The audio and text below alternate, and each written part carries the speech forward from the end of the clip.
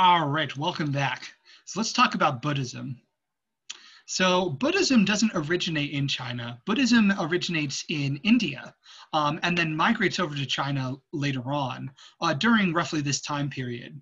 And it has a different set of concerns, but people in China find them to be compatible with their own ideas, to the point where Buddhism is way more popular in China today than it is in India, where it originated. It kind of declines back at its starting point, but China latches onto it. And so does Japan, which we're going to talk about in a little bit. So the idea of Buddhism involves a sage known as the Buddha. There were a lot of sages in ancient Hinduism, and Buddhism is kind of an outgrowth of Hinduism, which I'll talk about in a little bit when we talk about India. But Buddhism involves one of these sages, the Buddha, going out into the forest to try and connect with the universe, connect with sort of the divine forces of the world. And he has a revelation, which is that there is suffering in this world, but he has a way to escape suffering. So Buddhists usually phrase this in the form of four noble truths, which the Buddha discovered. And the first noble truth is that everywhere in life there is suffering. Or maybe another way to translate it is dissatisfaction. The word is kind of in between. And, suffering makes it sound more negative. Dissatisfaction is just like, you do things and you're not really satisfied by them. You think that this piece of cake will make you happy. It actually just gives you a stomach ache. You think that beautiful girls will make you happy. This, in some stories, happened to the Buddha, but he realized that life was short and everybody was going to die. And, the beautiful girls didn't satisfy him very much anymore. So the Buddha is someone who's trying to figure out how to deal with this dissatisfaction or suffering.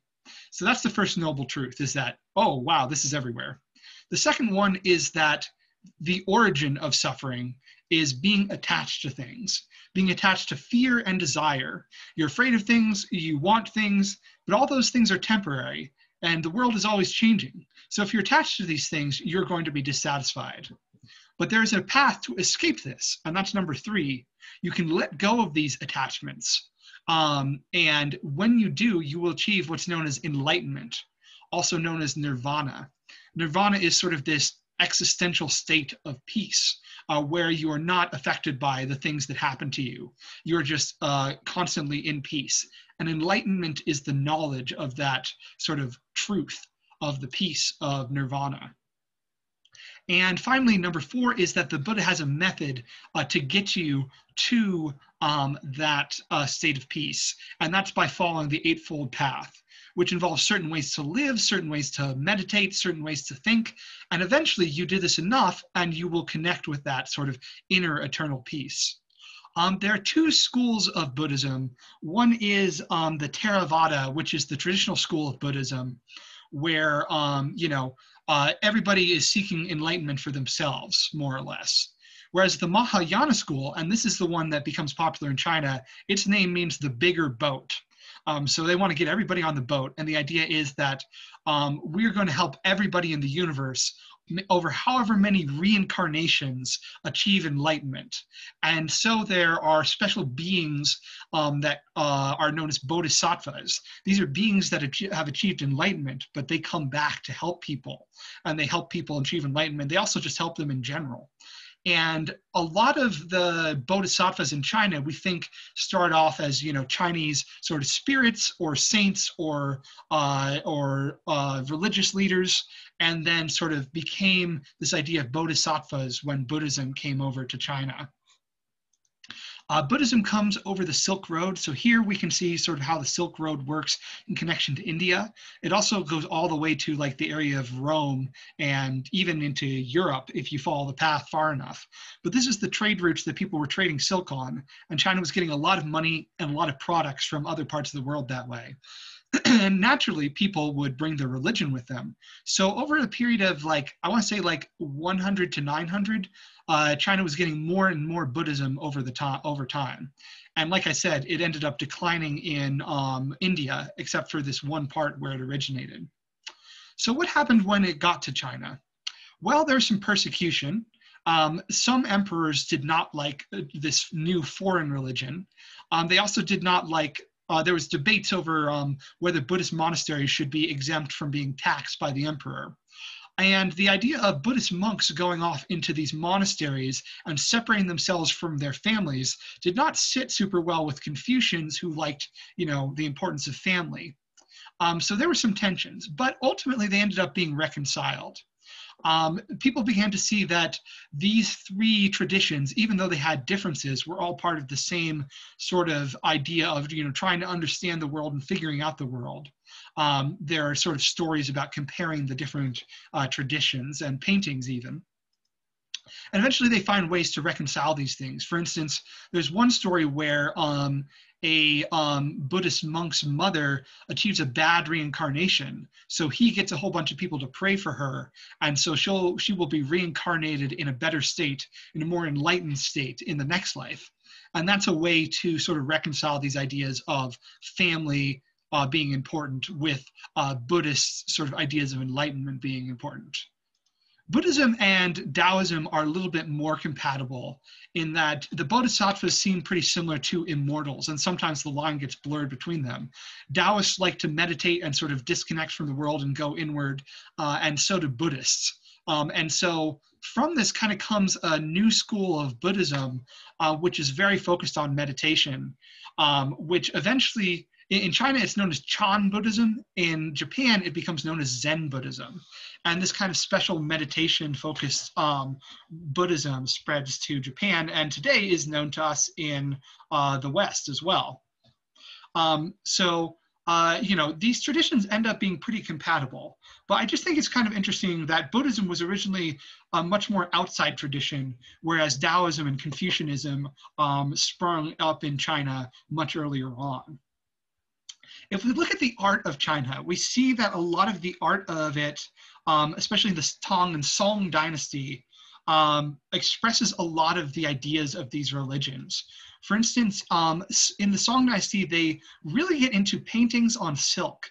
Now, these are sort of black and white paintings. And what they emphasize in these paintings is these huge open landscapes. You might have like a huge landscape with these sort of craggy mountains in the background, these twisted juniper trees. And then, at the bottom of the painting is just a little monk or a couple of monks. And then this whole huge landscape all around them. Or like just a Buddhist temple and this huge landscape all around them, all around it. So it's drawing on a lot of themes of these religions, themes of emptiness, which is important in both Taoism and Buddhism, and just kind of being open to the universe. But Confucianism also places a lot of emphasis on nature.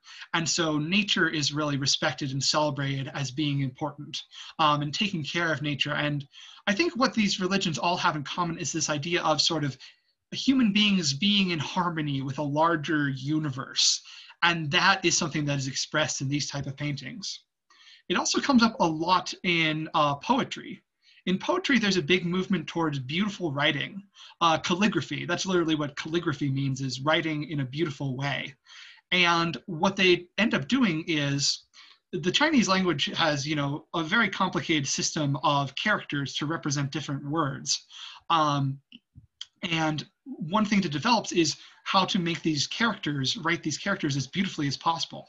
So they end up trying to make the characters as beautiful as possible and writing original poems that are as beautiful as possible about places in nature, like the Orchid Pavilion, that are also beautiful.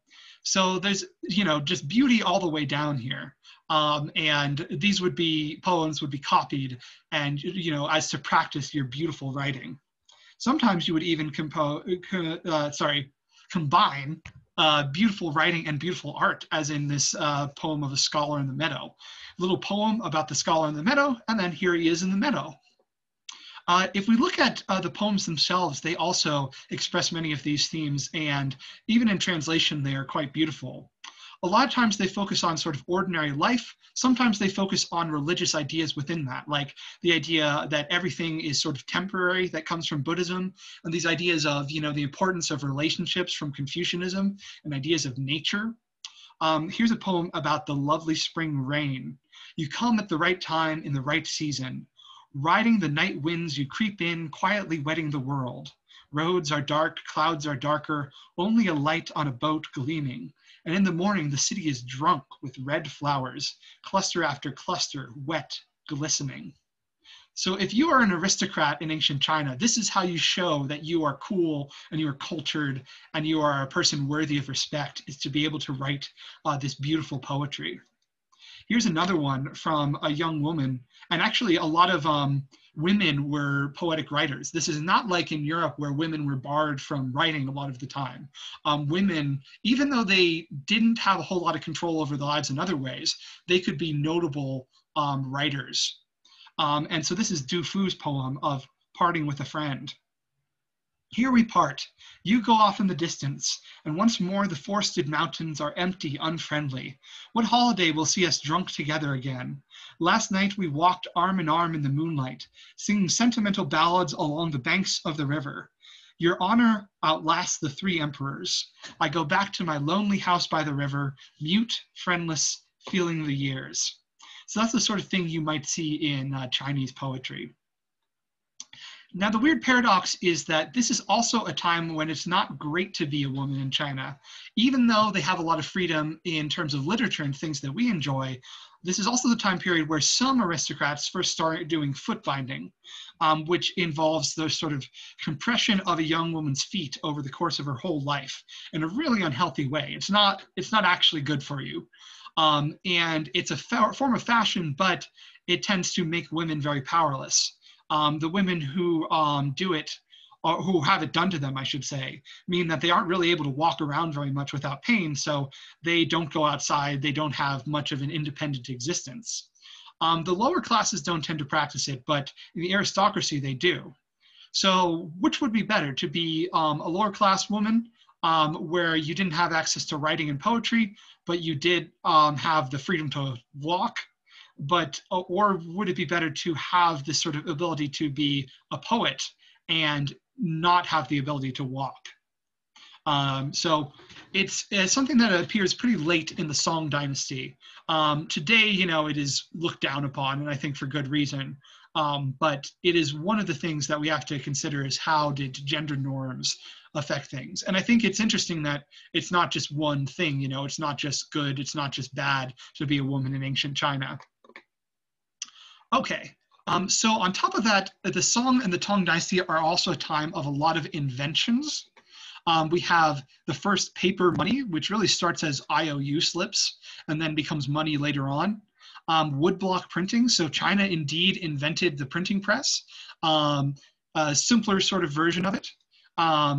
And then there was a lot of compasses and maps. China had gunpowder, which they used to make cannons, which eventually spread to Europe. And that changed things in Europe when that happened. They had some forms of clockwork. Even though they didn't have like a steam industrial revolution, they came so close. They had spinning wheels, and they had very effective ships that were good at exploration. They had odometers, so you could tell how many steps you took. And they had a very special kind of pottery, which today is known as china. It's also known as porcelain. It's really good for pipes and things like that because it's very waterproof. And like the Muslim caliphates, they were observing the stars. China actually has some really good records of supernovas that took place in ancient times, so we know, what it was like when this star exploded because they saw it in the sky. Looking at some example of porcelain. Later on, we're going to see a style of porcelain that's very ornate, and that comes to us from the Ming Dynasty. But we're going to save the Ming Dynasty for another time. But porcelain is used to make some awesome art, also used to make statues, which are very pretty. And like I said, woodblock printing using Chinese characters. You have to have a lot of blocks for it because you have to have one for each different character. It's not like letters like it will be over in Europe when they invented for themselves a little later. But it does allow knowledge to travel very fast, and is maybe partially responsible for the rise of Buddhism, that these written texts can be copied and spread around so fast. You don't have to have somebody make a book every time, write it out by hand. They can just photocopy it effectively, using these presses. And for illustrations, you'd have like a carving that you could copy covered with ink and stamp it into a new version of the book. This Buddhist book is also known as the first book to have a publication date, which we would translate into 868, which is pretty cool. Yep, paper money, a great economic time. and it was the age of exploration. You have some traders and explorers, and eventually in the Ming Dynasty, they're going to get pretty far and almost sail over to the Americas, although they kind of call the idea of sailing east off, which is a shame. But they're really trading a lot with India and Africa. And this is a time period where China is an influence on other cultures in the area as well. And one of them is Japan. So in the next video, I'm going to talk about Japan and possibly India if I get the chance. And so Japan right over here is going to be very influenced by the culture of China. So I will talk about that in the next video.